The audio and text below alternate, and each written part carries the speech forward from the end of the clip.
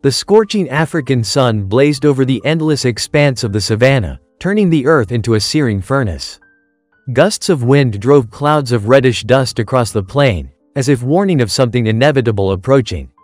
Beneath a mighty baobab tree, its gnarled roots clawing into the ground like the talons of fate itself, a heart-wrenching tragedy was unfolding. A proud stallion, once swift and strong, now stood barely on his feet. His body trembled with exhaustion, and his eyes, dimmed with pain, reflected an abyss of despair. Each breath came with agonizing effort, as if the air burned him from within. The setting sun slowly dipped below the horizon, staining the savanna in bloody gold hues, as if nature itself mourned his fate. Nearby, arms crossed over his chest, stood Chaku, a herdsman with a stony expression. It was he who had tied the stallion to the baobab, deliberately tightening the noose so that it bit into his neck, condemning him to a slow and painful death. His decision was final. When night fell over the savanna, lions emerged from the darkness. Their eyes, cold and merciless, glinted in the moonlight. The stallion jerked in terror, but the rope only cut deeper into his flesh.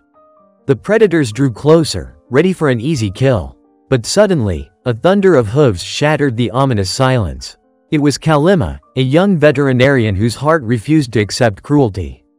Without hesitation, she rushed to the stallion, cut the rope, and spread her arms, standing between him and the pride.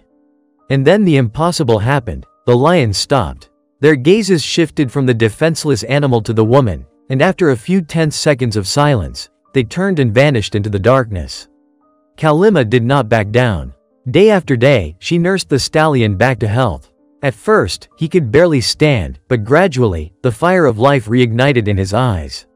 And one morning, as the first rays of sunlight touched the earth, he surged forward, swift, powerful, free once more. Sometimes, all it takes is one chance. And someone who believes in you, Kalima murmured softly, watching him go.